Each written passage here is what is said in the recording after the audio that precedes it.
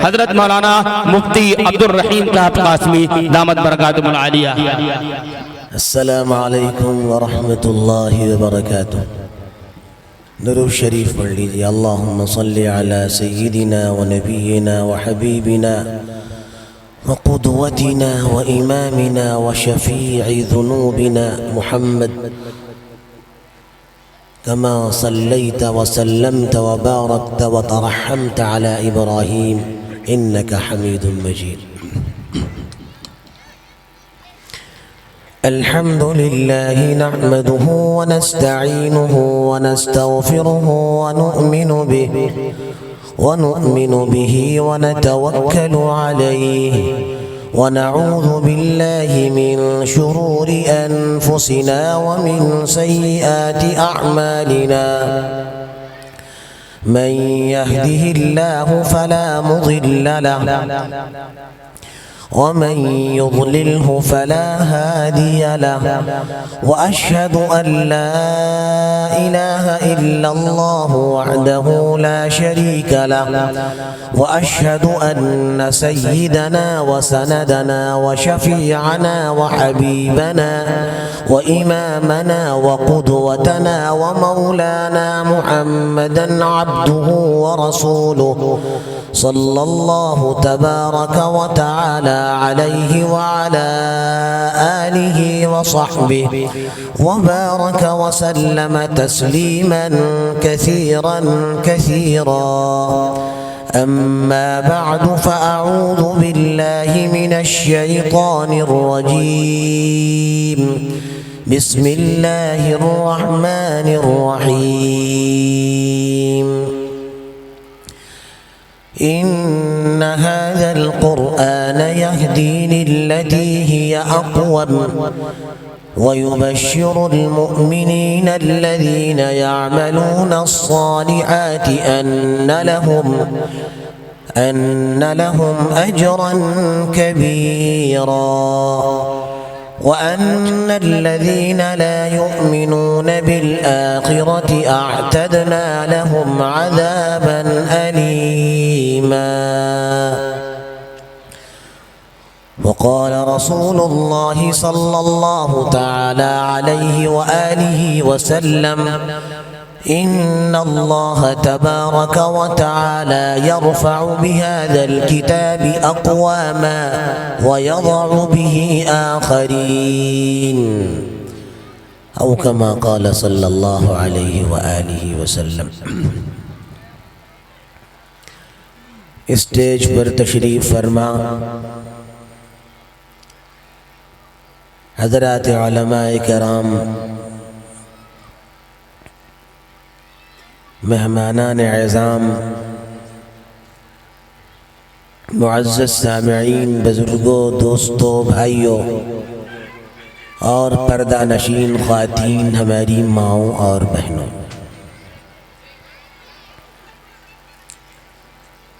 آج کا یہ جلسہ جس میں ہم اور آپ موجود ہیں قرآن کی نسبت پر ہے۔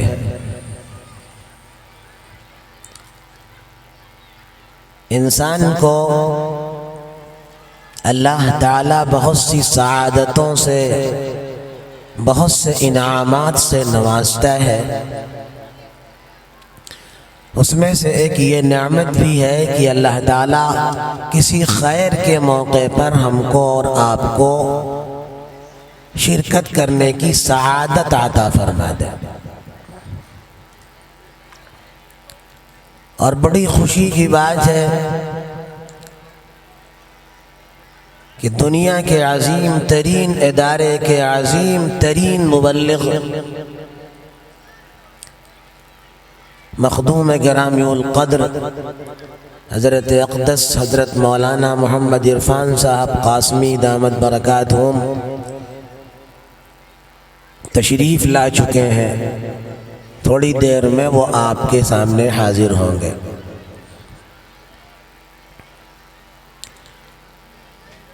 اس سے پہلے کچھ باتیں میں آپ سے کہنا چاہتا ہوں۔ میرے دوستوں، میرے بھائیوں، اللہ تبارک و تعالی نے ہمیں اور آپ کو ایمان کی دولتوں سے مالا مال فرمایا۔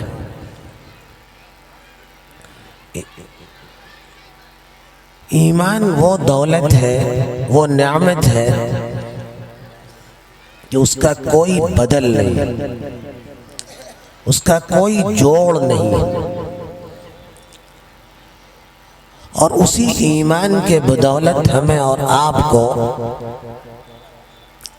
اللہ نے قرآن عظیم جیسی عظیم الشان دولت سے مالا مال فرمایا۔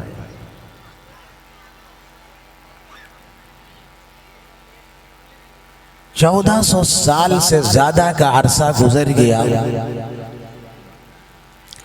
دنیا میں جب بھی انقلاب آیا ہے تو وہ اللہ کی اسی کتاب قرآن عزیز کے ذریعے آیا۔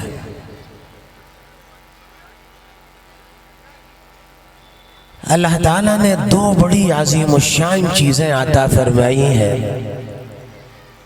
ایک اپنی کتاب اور ایک اپنے محبوب جناب رسول اللہ صلی اللہ تعالی علیہ وآلہ وسلم کو۔ آپ ذرا 1400 سال پہلے کے حالات پر نظر ڈالیں تو آپ کو یہ بات معلوم ہوگی، اس زمانے میں جب قرآن نازل ہوا اور جس قرآن نے انقلاب پیدا کر دیا، جس انقلاب نے لوگوں کے دلوں کی کایا پلٹ دی، جس کتاب نے لوگوں کو انسان بنا دیا، اس زمانے کے لوگ تھے کیسے؟ اگر تاریخ کو دیکھا جائے تو تاریخوں میں لکھا ہوا ہے کہ وہ انسان کہلانے کے حقدار نہیں تھے۔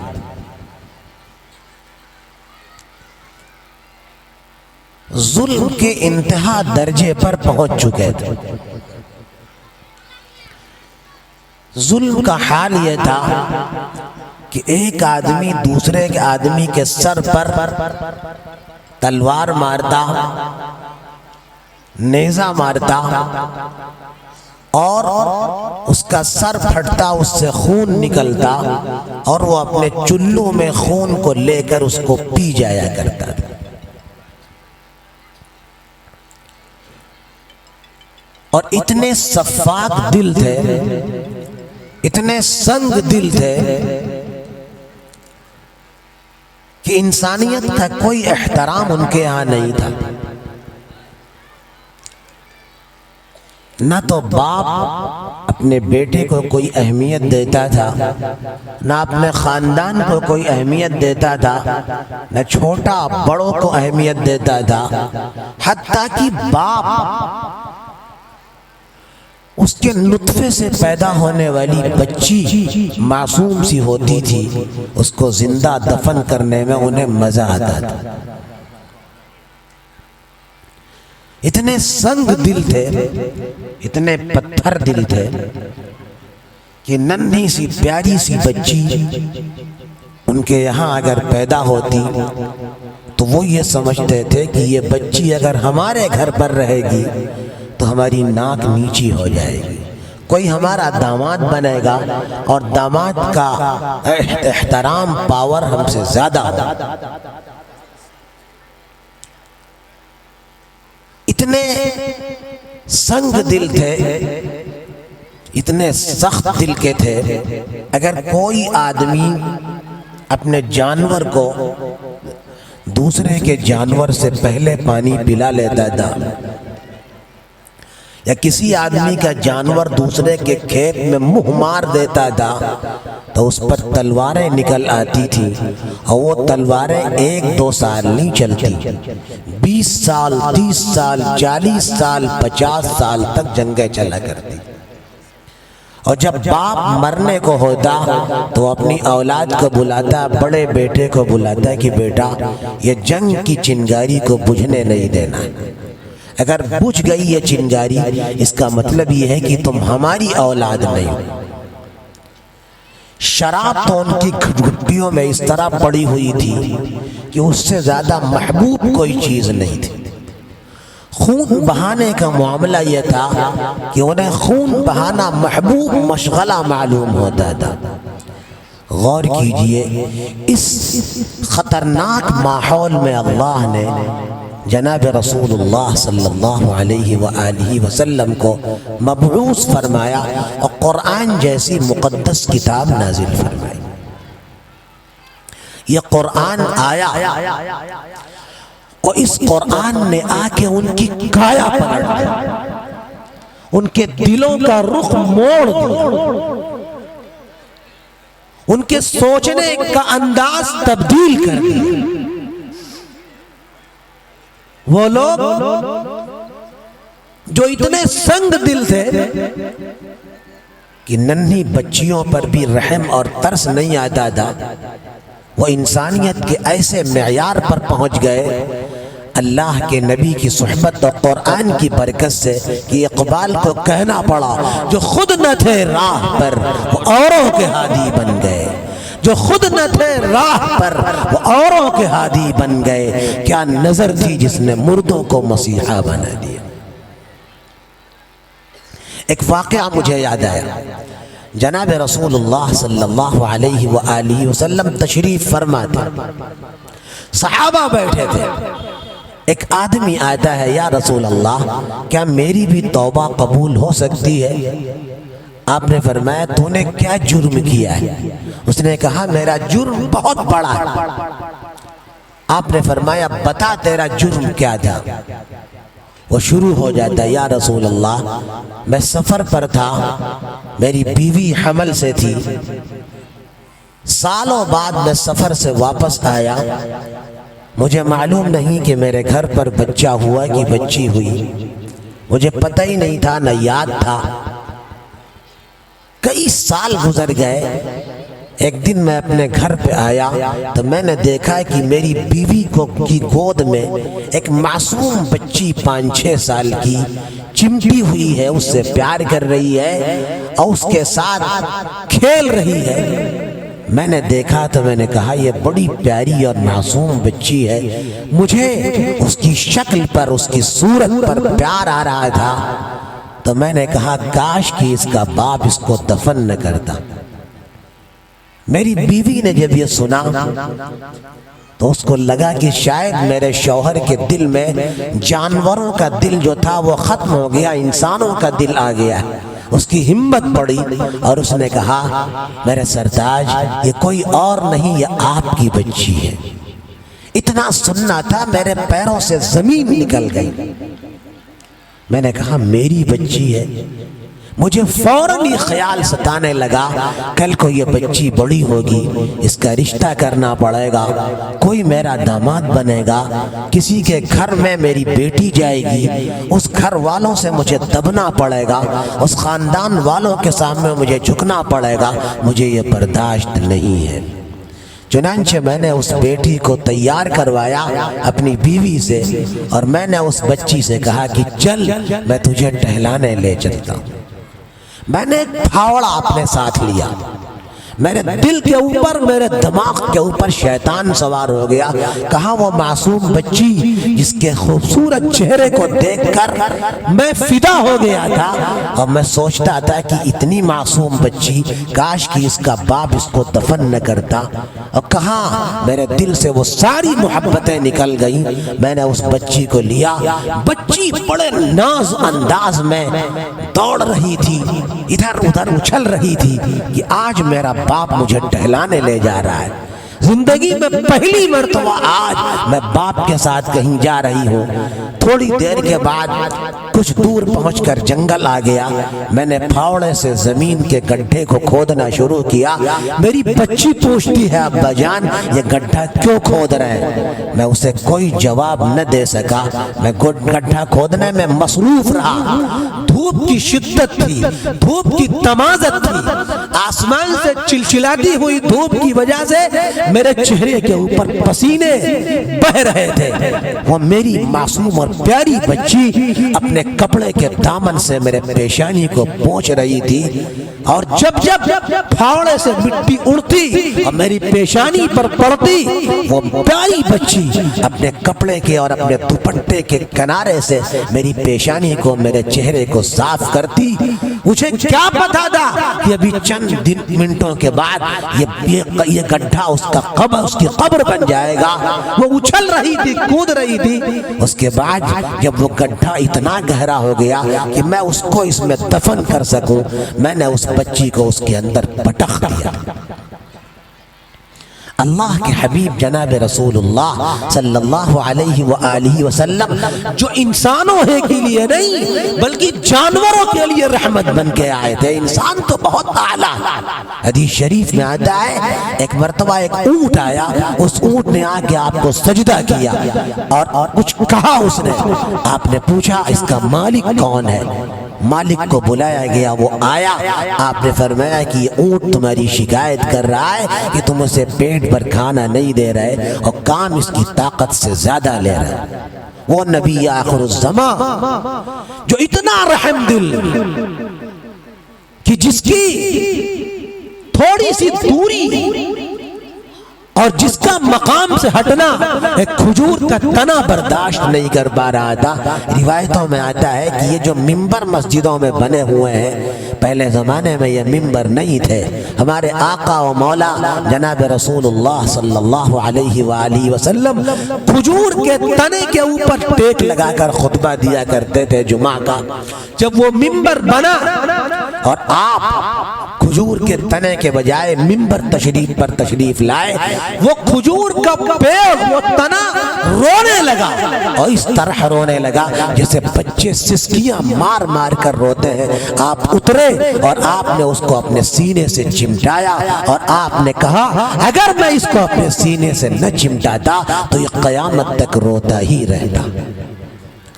اس نبی آخر الزمان کے چہرے آنسوؤں سے بھیگ گئے، داڑھی مبارک تر ہو گئی، آنکھوں سے آنسوؤں کا سیلاب بہنے لگا۔ آپ نے کہا ظالم تو نے تو بہت برا سلوک کیا۔ صحابہ ناراض ہو گئے۔ آپ نے فرمایا اسے کہنے دو جو کہنا چاہتا ہے۔ وہ آگے اور بڑھا اور کہتا ہے یا رسول اللہ، میں نے اس بچی کو گڈھے میں پٹخ دیا اور میں اس کے اوپر مٹی پاٹنے لگا۔ وہ بچی چلانے لگی اے میرے باپ، میں نے تیرا کیا بگاڑا ہے؟ تو مجھے کیوں دفن کر رہا ہے؟ آخر کیا دشمنی تیری میری ہے؟ لیکن نہیں، میرے دل کے اوپر شیطان سوار تھا، میرے دماغ کے اوپر ابلیس بیٹھا ہوا تھا۔ میں نے اس بچی کو اس کے اندر پٹخ کر مٹی ڈالنا شروع کر دیا، لیکن ذرہ برابر میرے دل میں احساس تک نہیں ہوا۔ جب وہ بچی یہ جان گئی کہ میرا یہ باپ مجھے چھوڑنے والا نہیں ہے، اس بچی نے کہا اے میرے باپ سن، اگر تو میری شکل نہیں دیکھنا چاہتا مجھے چھوڑ دے، میں چلی جاؤں گی، میں تجھے اپنی شکل نہیں دکھاؤں گی، جہاں اللہ چاہے گا میں اپنی زندگی گزار لوں گی، کاٹ لوں گی، میں تیرے قریب نہیں آؤں گی۔ مگر میری بدبختی اور میری محرومی، میں نے اس بچی کو دفن کر دیا۔ جب اس کی سسکیاں بند ہو گئیں، اس کی آواز آنا بند ہو گئی، میں نے پھاوڑا اٹھایا اور بوجھل قدموں کے ساتھ میں گھر واپس آ گیا۔ میری بیوی نے دیکھا، سمجھ گئی کہ میرا یہ ظالم شوہر ایک کام انجام دے کے آیا ہے، جو کام یہ نہیں کرنا چاہتا تھا، مگر حالات سے مجبور ہو کر اس نے کام کیا اور اس نے دفن کر دیا۔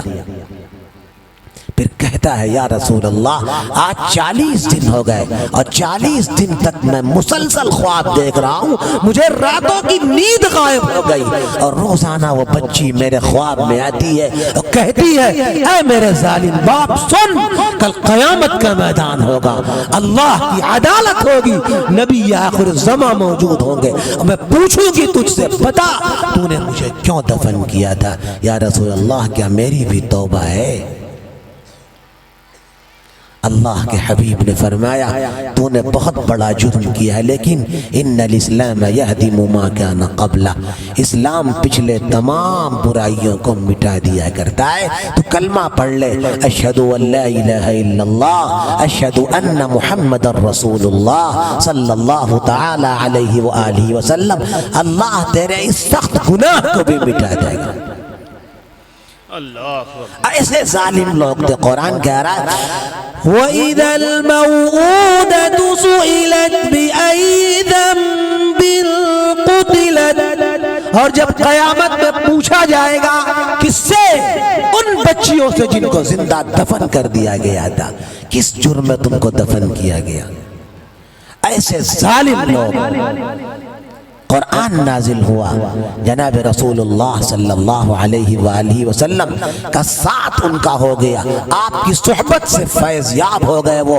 اللہ نے ان کو انسان اتنا معزز انسان بنا دیا کہ وہ لوگوں کے ہادی بن گئے، اور قرآن کو کہنا پڑا رضی اللہ عنہم ورضوا عنہ، اللہ ان سے راضی، وہ اللہ کے انعامات پر راضی۔ آج وہی قرآن ہم بھی تو پڑھتے ہیں، وہی قرآن آج مسلمان بھی تو پڑھتا ہے، کیوں انقلاب نہیں پیدا ہوتا؟ وہ ایسے لوگ تھے جو اتنے ظالم تھے، جو ذرہ برابر اپنا حق کسی کو دے نہیں سکتے تھے، لیکن جب نبی کی صحبت سے فیض یاب ہوئے اور قرآن کی تعلیمات سے وہ متصف ہوئے اور ان خوبیوں سے آراستہ ہوئے، تو قرآن کو کہنا پڑا وَيُؤْثِرُونَ عَلَىٰ أَنفُسِهِمْ وَلَوْ كَانَ بِهِمْ خَصَاصَةٌ، اپنی ضرورت بعد میں، پہلے اپنے بھائی کی ضرورت، جنگ کا میدان ہو، گھر ہو باہر ہو، اپنا بھائی پہلے ہوگا، ہم بعد میں ضرورت پوری کریں گے۔ میدان جنگ ہے، پانی کی پیاس تڑپ رہے ہیں، جاکری کا عالم مرنے کے کگار پر ہے، پانی لے کر آتا ہے بھائی، وہ پانی پینا گوارا نہیں، کیوں؟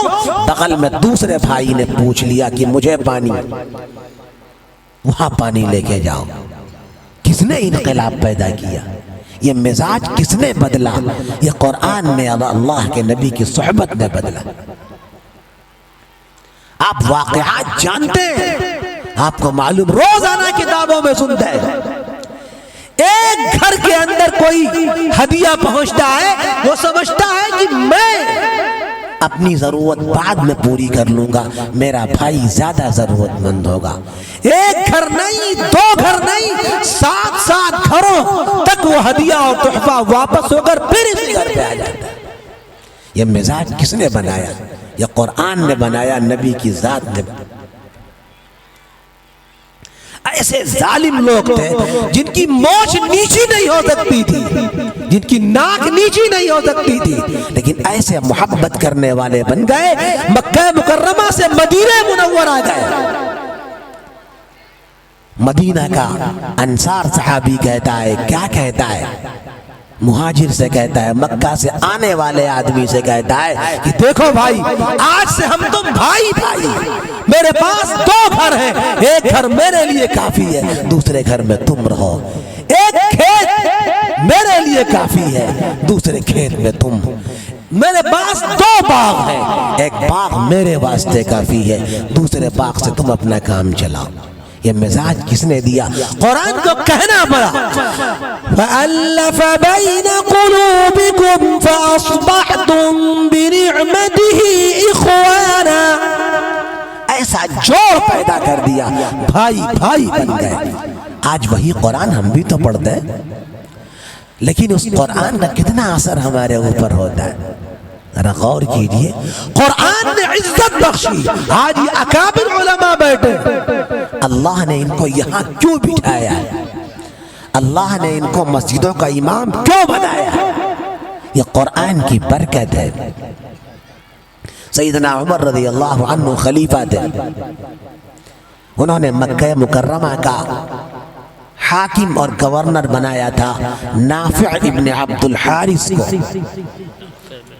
حضرت عمر رضی اللہ عنہ مدینہ منورہ میں رہتے تھے، ایک مقام پر نافع کی ملاقات ہوئی حضرت عمر رضی اللہ عنہ سے۔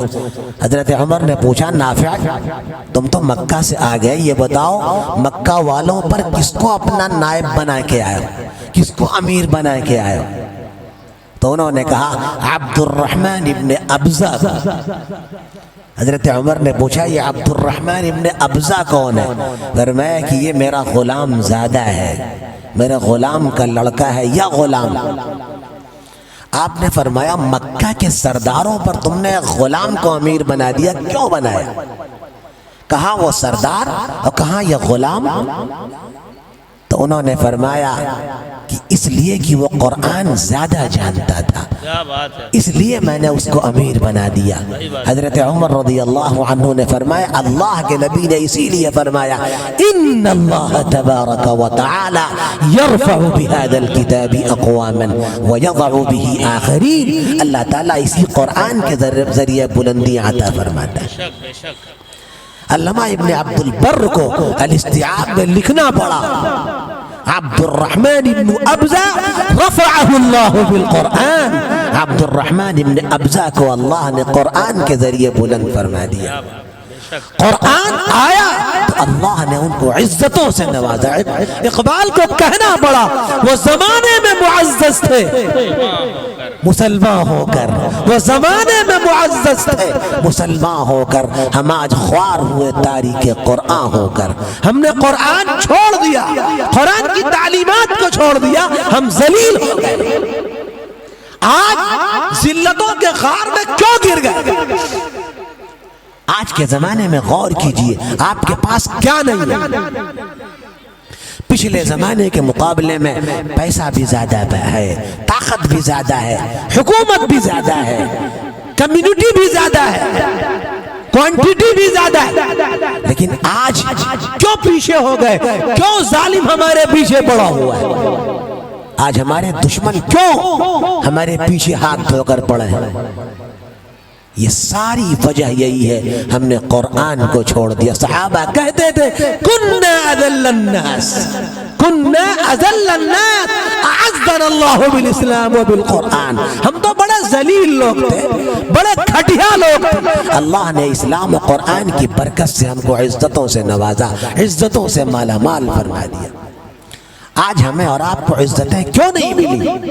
ہم قرآن کو چھوڑ رہے ہیں۔ ہمارے پاس کوئی حکم آتا ہے ہم حکم کو ٹال دیتے ہیں، بعد میں کریں گے۔ میرے بھائی میں آپ سے ایک بات پوچھتا ہوں، آپ میں سے جن لوگوں نے پڑھا ہوگا وہ جانتے ہیں شروع زمانے میں، پہلے زمانے میں شراب جائز تھی، لوگ شراب پیتے تھے۔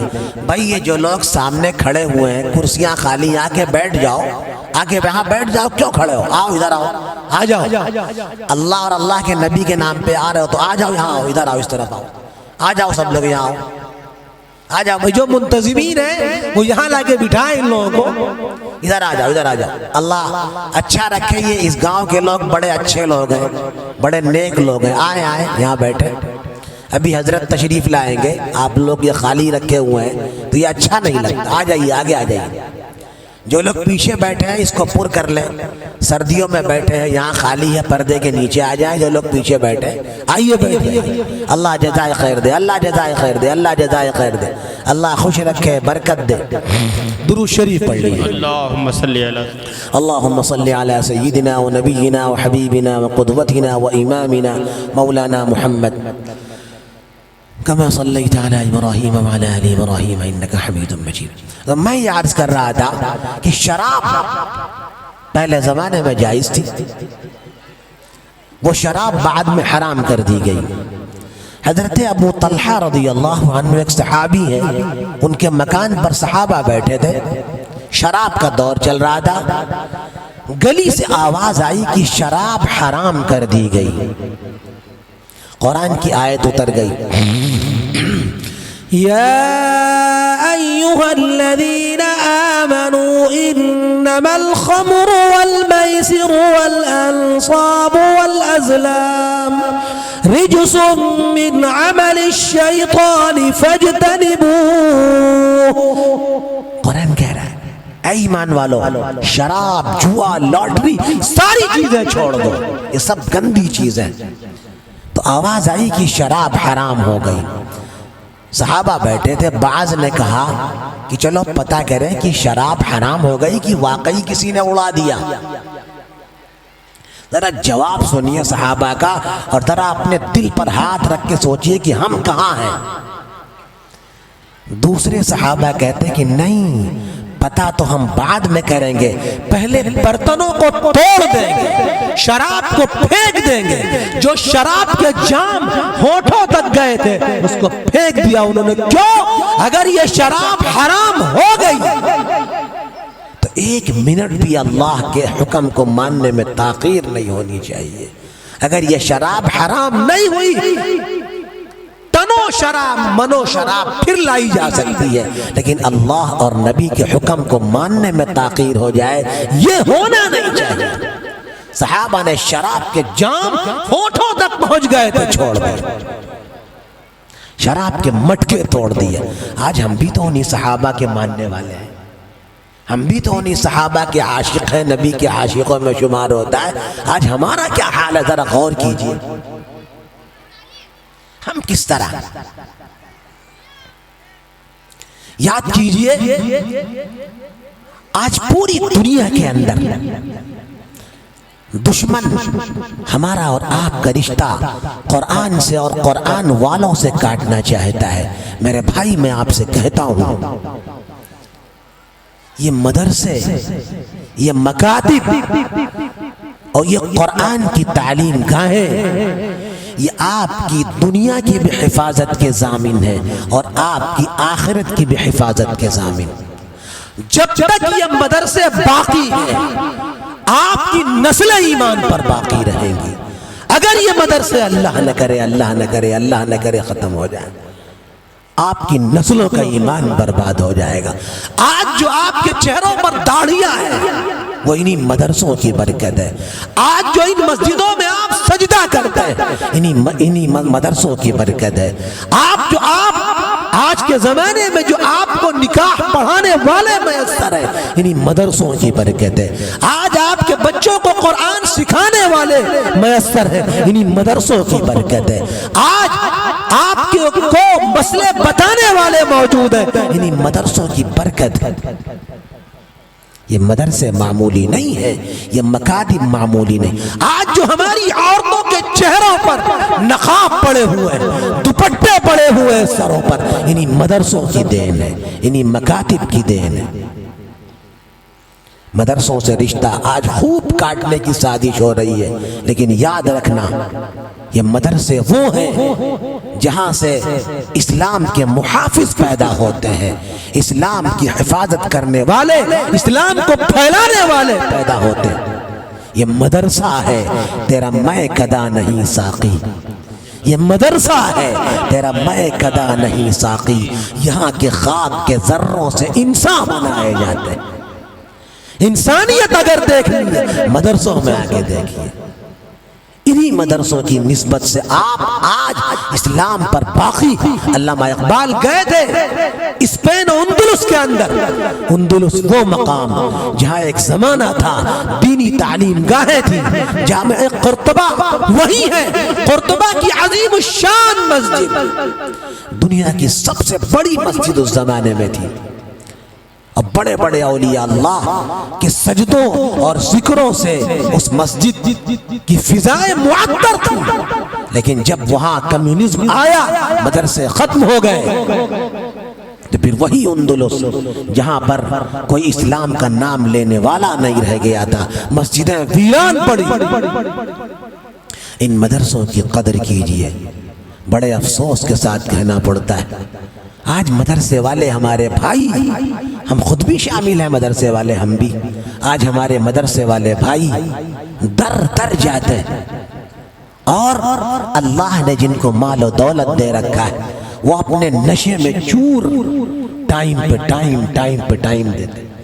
صبح گئے شام کو آنا، شام کو گئے صبح 10 بجے آنا، گھر پہ گئے نہیں میل پہ آنا، میل پہ گئے نہیں آفس میں آنا۔ کیا ہو رہا ہے یہ مدرسے کے علماء، یہ مدرسے کے اساتذہ، خدا کی قسم یہ آپ سے کم ٹیلنٹڈ نہیں ہے، آپ سے زیادہ باصلاحیت ہے۔ یہ بھی دکان تو کر سکتے تھے، یہ بھی تو کاروبار کر سکتے تھے، کیوں آخر مدرسوں میں لگے؟ اللہ کے نبی کی وراثت ہے، ان العلماء ورثۃ الانبیاء، علماء انبیاء کے وارث ہیں، وان الانبیاء لم یورثوا دینارا ولا درہما، اور انبیاء نے روپے پیسے کا وارث نہیں بنایا، وانما ورثوا العلم، انہوں نے علم کا وارث بنایا۔ یہ علماء نبی کے وارث ہیں، کم سے کم ان کی ناقدری تو نہ کیجئے۔ حدیث شریف میں آتا ہے ہمارے آقا نے فرمایا کن عالما، ہو سکے دم ہو تو عالم بن جاؤ، او متعلما، ہو سکے تو متعلم بن جاؤ، قرآن سیکھنے والے بن جاؤ۔ اگر قرآن سیکھنے والے بھی نہیں بن سکتے، مدرسے میں پڑھنے والے بھی نہیں بن سکتے، او مستمعا، قرآن والوں کو سننے والے بن جاؤ، ان کی بات سننے والے تو بن جاؤ، اگر سنتے بھی نہیں ہو تو کم سے کم او محبا، محبت کرنے والے بن جاؤ، ولا تکن الخامس، اور پانچواں نہ بننا۔ پانچواں کون ہے؟ عالم بن جاؤ، متعلم بن جاؤ، اور سننے والے بن جاؤ، اور محبت کرنے والے بن جاؤ۔ پانچواں نہ بننا کیا مطلب؟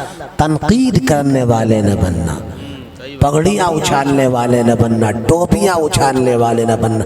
کیوں؟ نبی کا فرمان ہے وَلَا تَكُنِ الْخَامِسَ فَتَهْلِكَ، پانچواں نہ بننا ورنہ ہلاک ہو جاؤ گے، برباد ہو جاؤ گے۔ من اہان عالما فقد اہان اللہ، جس نے علماء کی توہین کی اس نے اللہ کے علم کی توہین کی، اللہ کے صفت کی توہین کی۔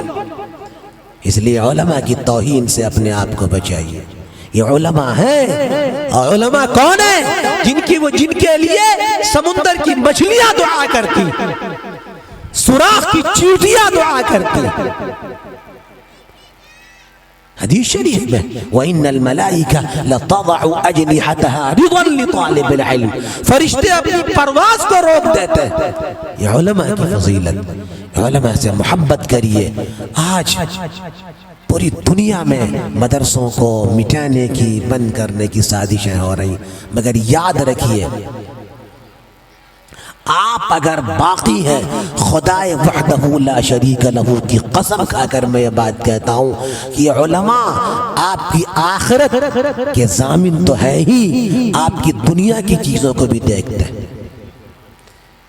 ہندوستان میں کتنے حالات آ رہے ہیں، کون مقدمات لڑتا ہے، کون قوم کے لیے آ گیا تو علماء آتے ہیں۔ ہندوستان کا عظیم الشان ادارہ دارالعلوم دیوبند، اس کے صدر المدرسین امیر الہند اور جانشین شیخ الاسلام حضرت مولانا سید ارشد مدنی دامت برکاتہم، کوئی بھی موقع آتا ہے، آج کوئی بھی حالات میں سے حالت آتی ہے مسلمانوں پر، وہ 90 سال کا بڈھا آدمی جو روزانہ 2 گھنٹے سبق بھی پڑھاتا ہے، 3 گھنٹے، اور قوم کے لیے اپنی ہڈیوں کو گلاتا بھی۔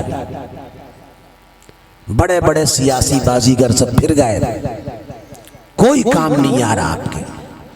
داڑھی کا مسئلہ آیا کہ داڑھی، فوج میں داڑھی رکھ کر ملازمت نہیں کر سکتے، جمعیت علماء مقدمہ لڑی، 12,000 صفحات کی فائل ہے وہ جس میں جمعیت علماء نے مقدمہ لڑا ہے، اور وہ مقدمہ جمعیت جیتی، اور ہندوستان کو یہ کورٹ کو یہ ریجیکٹ کرنا پڑا کہ نہیں، داڑھی رکھا کر بھی فوج میں ملازمت کی جا سکتی۔ مدارس کا مسئلہ آیا، مساجد کے رجسٹریشن کا مسئلہ، جمعیت علماء میدان میں آئی۔ آسام کے مسلمانوں کی شہریت کا مسئلہ آیا، جمعیت علماء میدان میں آئی۔ کون کر رہا ہے سب یہ سارا کام ہمارے مدارس کے لوگ کر رہے ہیں۔ ان مدرسوں کی قدر کیجئے، جب تک یہ مدرسے باقی ہیں تب تک انشاءاللہ ثم انشاءاللہ آپ اور آپ کی نسلیں باقی رہیں گی۔ اور میں ایک بات اور کہتا ہوں، 2-4 باتیں کہہ کے اپنی بات ختم کرتا ہوں۔ میں ایک بات آپ سے اور کہتا ہوں، آپ مایوس مت ہوئیے، جب تک یہ مدرسے باقی ہیں، جب تک یہ مسجدیں باقی ہیں، تب تک اس دنیا کا نظام چلتا رہے گا. یہ زمین اپنی حالت پر رہے گی, یہ آسمان اپنی حالت پر رہے گا, یہ چاند سورج ستارے جگمگاتے رہیں گے. اور جب ایک ایمان والا, ایک ایمان پر عمل کرنے والا, قرآن پر چلنے والا, قرآن کے مطابق زندگی بسر کرنے والا, نبی آخر الزمان کا شیدائی فدائی, اس کا عاشق, جب تک یہ دنیا پر دھرتی پر باقی رہے گا, یہ زمین باقی رہے گی. لا تقوم الساعة حتى يقال في الأرض اللہ اللہ. جب تک ایک اللہ کہنے والا موجود رہے گا, نبی کا نام لینے والا موجود رہے گا, اللہ تعالیٰ یہ نظام باقی رکھیں گے. اور جب اللہ اللہ کہنے والا کوئی نہیں رہ جائے گا, یہ نظام ختم ہو جائے گا, قیامت آ جائے گی, زمین پھٹ جائے گی. اقتربت الساعة وانشق القمر. قیامت آ جائے گی, آسمان پھٹ جائے گا, زمین بکھر جائے گی, پہاڑوں کو روئی کے پھریرے کی شکل میں لپیٹ کر پھینک دیا جائے گا, اڑ جائیں گے. اس لیے آپ مایوس بالکل نہ ہوئیے. اسلام ہے کہ یہ دنیا آباد ہے, اسلام ہے تو ہمارے دشمن بھی آباد ہے, اسلام نہیں ہوگا تو ہمارے دشمن بھی نہیں رہیں گے. اور آخری بات میں اپنے بھائیوں سے بڑے درد بھرے انداز میں کہتا ہوں, اپنے نوجوان ساتھیوں سے کہتا ہوں, میرے بھائیوں, میرے دوستوں, آپ مسلمان ہو, اللہ نے آپ کو مسلمان بنایا ہے, ایمان جیسی عظیم الشان دولت سے آپ کو مالا مال فرمایا ہے.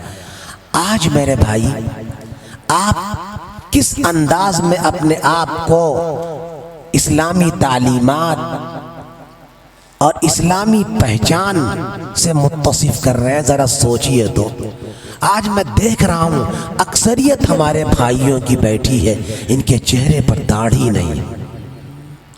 میرے بھائی, آپ اللہ کو ماننے والے, نبی کو ماننے والے, صحابہ کو ماننے والے, علماء سے آپ کا تعلق ہے. خدا کی قسم نبی نے اپنی داڑھی کو کبھی نہیں چھلایا, خدا کی قسم صحابہ نے اپنی داڑھی پر کبھی استرا نہیں پھیرا. آج مسلمانوں کو میں دیکھ رہا ہوں, نوجوانوں کو دیکھتا ہوں, یہ روزانہ نبی کی سنت پر آرے چلا رہے ہیں, اپنی داڑھیوں کو موڑ کر نالیوں میں پھینک رہے ہیں. کتنے شرم کی بات. آج دنیا کی ہر قوم کے اندر اپنی پہچان موجود ہے, ہر قوم کے اندر ہمارے برادران وطن موجود ہے, ان کے بچے کے ہاتھ میں دھاگا موجود ہوتا ہے. کیوں؟ یہ ان کی علامت, ان کی پہچان ہوتی. آج سکھ قوم ہے, ہر سکھ قوم کے فرد کے سر پر پگڑی ہوتی, چہرے پر داڑھی ہوتی. حالانکہ ان کی مذہبی چیز نہیں ہے, ان کے گرو نانک نے داڑھی رکھی, پگڑی باندھی, وہ رکھتے. آپ کا تو مذہبی شعار ہے داڑھی, آپ داڑھی کیوں نہیں رکھتے؟ کس چیز نے آپ کو روک رکھا ہے اس داڑھی سے؟ آج بسوں کے اندر چلے جائیے, 15 مسلمان بس کے اندر رہتے, ایک نقاب والی عورت رہتی ہے, وہ سوچتی ہے کوئی ہمارا آدمی اس میں نہیں ہے, وہ اپنے آپ کو غیر محفوظ سمجھتی. وہیں ایک سکھ عورت ہے, سکھ لڑکی ہے, اور ایک سکھ نوجوان ہے, وہ سینہ چوڑا کر کے ٹہلا گھوما کرتی ہے, اور بس میں بیٹھتی ہے کہ ہمارے محافظ تو موجود ہیں. میرے بھائیوں, کس چیز نے داڑھی سے آپ کو روک رکھا ہے؟ کیا آپ داڑھی چلا کے کون سا ماڈرن بن جا رہے ہیں؟ داڑھی چلا کر کتنے خوبصورت آپ بن جا رہے ہیں.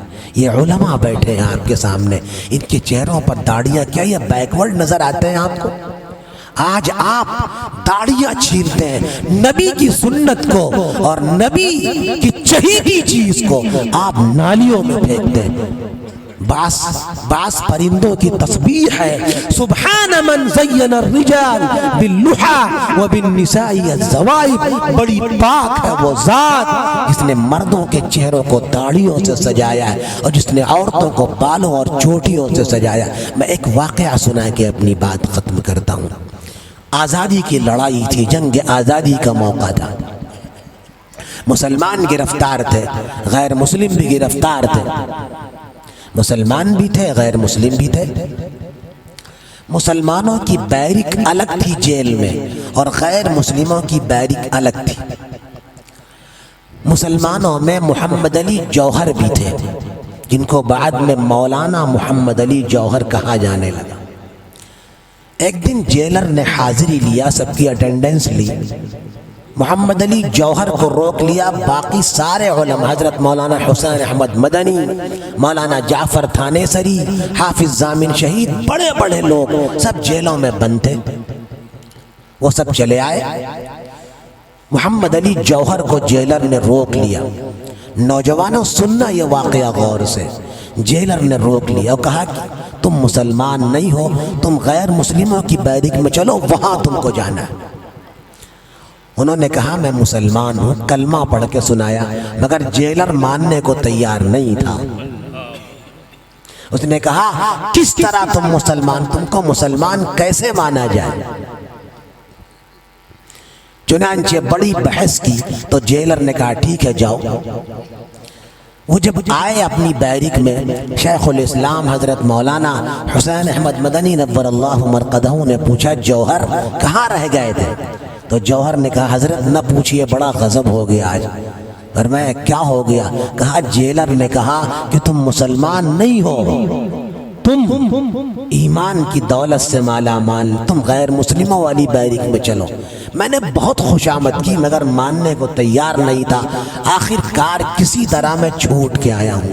حضرت شیخ الاسلام نے ایک جملہ کہا جو محمد علی جوہر کے دل پر لگ گئی۔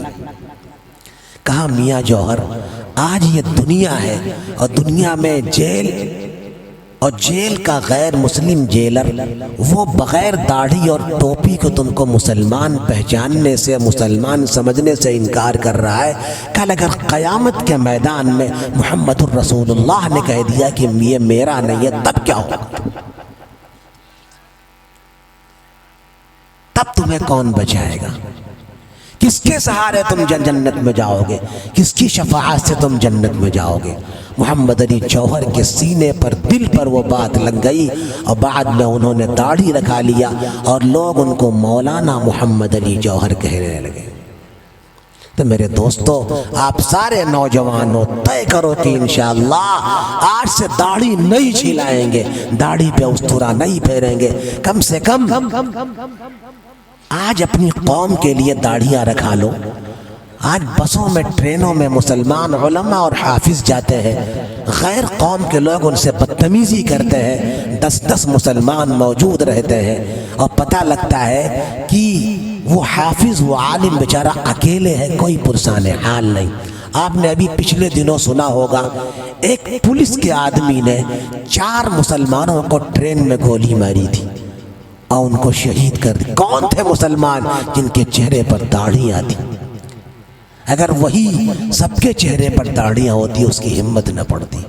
میرے دوستو، میں اللہ کے واسطے میں آپ کو اللہ کا واسطہ دیتا ہوں، اپنے نبی کا واسطہ دیتا ہوں، قرآن کا واسطہ دیتا ہوں، خدا کے واسطے اپنے چہروں کو داڑھیوں سے سجا لیجئے، اپنی قوم کی کثرت کو بڑھائیے۔ من کسر سواد قوم فہو منہم، جو اپنی قوم کی جماعت کی بلندی کو بڑھاتا ہے، قیامت میں اس کا حشر اسی کے ساتھ ہوگا۔ اور آخر میں اپنی عورتوں سے، ماؤں بہنوں سے کہتا ہوں، یہ آج اپنے سروں کا دوپٹہ اور پردہ لازم کر لیں، ورنہ آج بھیڑیے گھوم رہے ہیں باہر، گدھ ٹہل رہے ہیں، جو جہاں پا جاتے ہیں بہن بیٹیوں کی عزت کو تار تار کر دیتے ہیں۔ اور ہماری بہن بیٹیاں آج موبائل لے کر فیس بک، ٹویٹر چلاتی ہیں، اور یہ فیس بک اور ٹویٹر کے ذریعے غیر ان کی تو باقاعدہ پلاننگ ہے۔ آپ کو نہیں پتا، بعض غیر تنظیموں نے اپنے آدمیوں کو لگا رکھا ہے، جو غیروں کی موبائل ریچارج کی دکانیں ہیں، ہماری مسلمان بہن وہاں جاتی ہے ریچارج کرانے، اور جب وہ ان کو اپنا نمبر بتاتی ہے ریچارج کے لیے، ان کے پاس ایک ڈائری اور کاپی ہوتی جس میں وہ نمبر نوٹ کرتی، اور وہ نمبر نوٹ کر کے اوپر پہنچا دیتے۔ اپنے اوپر والے کو، اور وہ کسی کو لگا دیتا ہے جو ہماری بہن سے، ہماری بچی سے بات چیت کرنا شروع کرتا ہے، پہلے اسلام کے نام پہ بات کرتا ہے، بعد میں ان کو پھنساتا ہے اور ان کو مرتد بنا دیتا ہے، دین سے بے دین کر دیتا ہے۔ اس کا نقصان یہ ہوتا ہے کہ نہ خدا ہی ملا نبی صالح صنم، نہ ادھر کے رہے نہ ادھر کے رہے۔ اور آپ کو شاید نہیں معلوم کہ ایک مسلم بچی کو، ایک مسلم بہن کو دین سے بے دین کرنے کے لیے، مرتد بنانے کے لیے 5 لاکھ روپے دیے جاتے ہیں ایک آدمی کو، 5 لاکھ روپے۔ ان کا تو باقاعدہ مشن ہے پورا۔ لہٰذا اپنی بہنوں سے کہتا ہوں کہ وہ نقاب اور دوپٹے کا اہتمام کریں، اور قطعاً موبائل ریچارج کے لیے غیروں کی دکان پر نہ جائیں، اور اس کی ذمہ داری مرد نبھائیں۔ اور اپنے بھائیوں سے آخر میں پھر کہتا ہوں کہ اپنے چہرے کو نبی کی سنت سے سجائیں، انشاءاللہ یہاں بھی سرخرو ہوں گے، آخر میں آخرت میں بھی سرخرو ہوں گے، اور اپنی زندگی کو جناب رسول اللہ صلی اللہ تعالی علیہ وآلہ وسلم کے طریقے کے مطابق گزاریں، دنیا بھی بنے گی، آخرت بھی بنے گی۔ کہ محمد سے وفاتوں نے تو ہم تیرے ہیں، کہ محمد سے وفاتوں نے تو ہم تیرے ہیں، یہ جہاں چیز ہے کیا لوح و قلم تیرے ہیں۔ وآخر دعوانا ان الحمد للہ رب العالمین۔